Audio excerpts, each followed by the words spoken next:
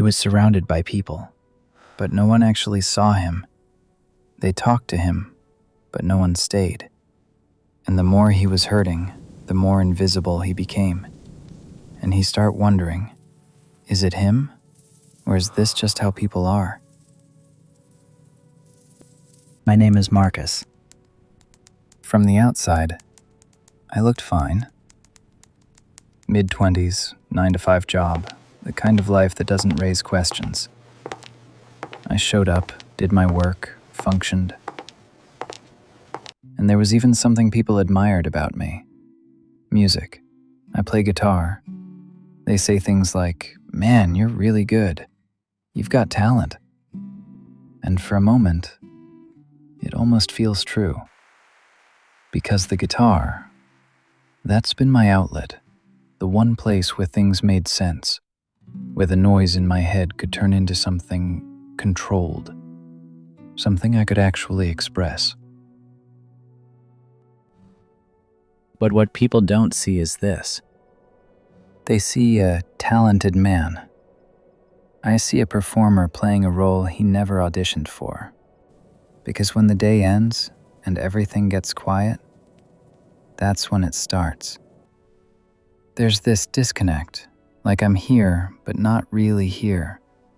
Like I'm watching my own life from a distance instead of actually living it. Especially at night.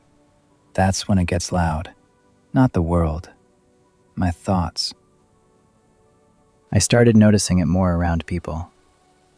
Friends getting into relationships. Building their lives. Moving forward.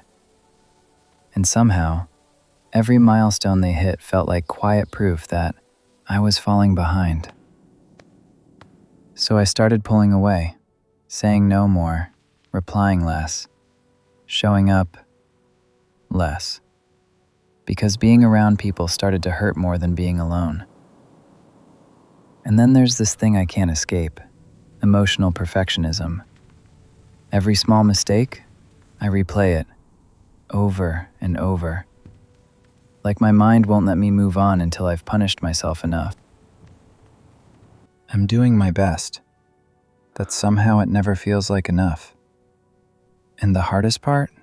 No one actually knows me. What they saw was someone I learned to perform. Someone okay. But that's not me. The real me? I'm tired. Tired of proving myself. Tired of performing. Tired of quietly falling apart while everyone thought I was fine. At some point, I stopped trusting how I felt. So I went and got help. And eventually, I was clinically diagnosed with depression. I remember thinking, okay, so this is real. Not just in my head. Not just me being weak. There was a name for it. So I followed through. Appointments, conversations, prescriptions. They gave me antidepressants, a solution, a cure. And to be fair, it did something. The lows didn't feel as sharp. But the cure came with its own tax, anorgasmia. The one outlet I had for physical stress relief. Gone.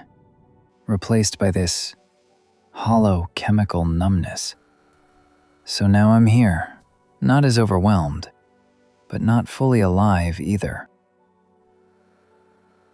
Someone told me, maybe you need community, try church. So I did. And people were kind, they really were. They welcomed me in, they talked to me, they tried. But after a while, it all started to sound the same. Verses after verses, advice, encouragement. God is with you. We're here for you. You just need faith. And I'm not saying those things are wrong, but when you're barely holding yourself together, words can start to feel distant, like they don't quite land. Some conversations felt rehearsed. Some felt like they already had an answer for me before they even heard my story. And if I'm being honest, sometimes it felt like they were trying to convert me more than they were trying to understand me. Until there was this one brother. He didn't come up to me with a message. He didn't try to fix anything. He didn't quote anything. He just showed up. Not in big, impressive ways, but in mundane, ordinary tasks. "Hey, I'm heading to the grocery store. You want to come?" We'd grab coffee, sit there, talk about random things. Or sometimes, we wouldn't talk much at all. And the crazy thing is, those moments, the simple, ordinary, mundane moments, meant more than anything else I'd experienced. Because there was no pressure, no expectation, no feeling like I had to respond the right way. He listened, not to reply, not to correct, just to understand. All those words I heard before, they weren't wrong. They just felt far away, like something I was supposed to believe but couldn't actually feel. And I don't want to sound religious, but for the first time, all those things people used to tell me, that God loves me, I think I felt it. Not through sermons, but through one person who showed me what love actually looks like. And maybe God really does love me after all. Not in a way that was forced on me, but in a way I could finally understand. I'm not healed. I wish I could say I am, but I'm not, at least not yet. But something has changed. I am better than yesterday. I don't feel as lost as I used to. And for the first time in a long time, I think I'm starting to believe that maybe I'll be okay. And right now, that's enough for me. So if there are things I've learned from this journey, it's this. If someone around you is struggling, maybe don't start with advice. Maybe don't start with answers. Maybe just show up. You can say all the right things and still miss someone completely. Presence is louder than any preaching. Sometimes the most powerful thing you can give someone is your time and attention. People don't always need solution. They just need somebody to cry on. One sincere act of love is stronger than 1,000 sermons. And love isn't proven in what you say.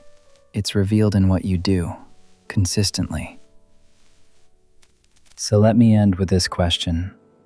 To those people in the same situation as me, I'd really want to know, how did you cope up with your depression? What helped you the most when you were at your lowest? If this story touched you, remember Marcus in your prayers. And if you want more stories like this, support the channel by liking and subscribing, like Jen, who spent 7 years only to watch her ex give someone else a ring in 3 months.